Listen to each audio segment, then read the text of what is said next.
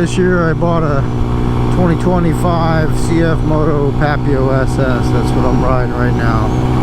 And I did a couple videos on it. And I also did a video saying that I wanted to take it up to the mountains. So I bought it in Florida. Obviously it's flat. And it's a great bike for Florida. And I wanted to see how I was going to do up here compared to my Benelli and the Groms I had. And is this a bike for you? Should you buy this bike if you live anywhere where there's elevation? So as you can see right now in the video, hey, listen to that. Oh. Yeah, no, don't buy this bike if you live in anywhere where there's elevation at all. You're gonna be so disappointed.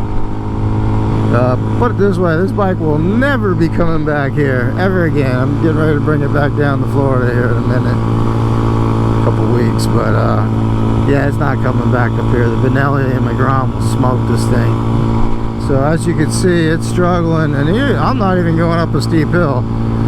So I'm doing about 45, about 7,000 RPM. The whole time the shift indicator light's been on, but I can't shift.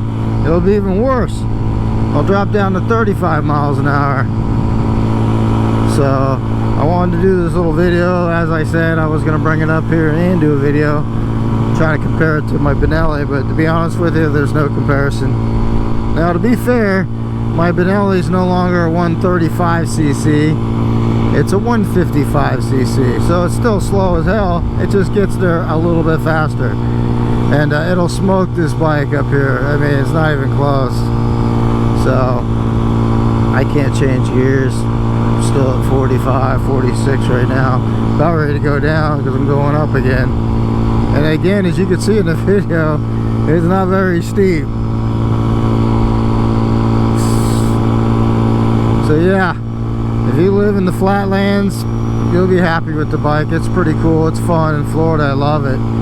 But up here, if you got any elevation whatsoever to deal with, yeah, don't buy this bike. Having said that, I mean, I had it up to 67 on the flatland, so it's pretty good top end speed.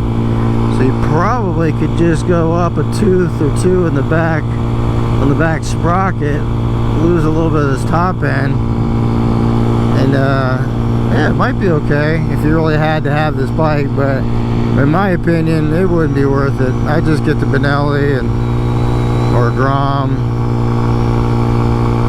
And I just made this comment on another video about these bikes. These bikes, nobody, if you don't ride little bikes, miniature motos, you don't even know. They're so much fun to ride. And it's not about going fast, obviously. That's not why you're buying it. But they're just fun, you know, to go through the gears and hit the back roads and stuff. But the problem with these things is the power, lack of power. I don't know for the life of me why you like Yamaha, and I love Yamaha, that's why I'm bringing up Yamaha. Why don't they make a 190cc with 6 gears still on the 12-inch wheels? They would clean house, man. Nobody would ever buy a Benelli, a Grom, a Gowie. They'd all have to make the same bike. Because everybody I know that buys these bikes, you got to do a little something to them. They're just not enough. You know, as you can see.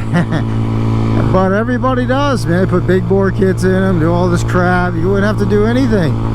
You'd buy that 190cc Yamaha and you'd put an exhaust on it and remap the ECU and put some cool mirrors and you're done.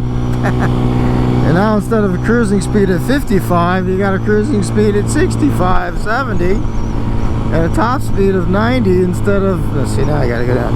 Instead of the top speed, cruising speed, top speed at 90, and instead of 55, 60, yeah, 60, I'd say 60. Yeah, this thing's a dog, man. Absolute dog. So yeah, I don't know, Yamaha, come on. That's the other thing. Why doesn't Yamaha make a supermoto, like a mid-size, like a 600?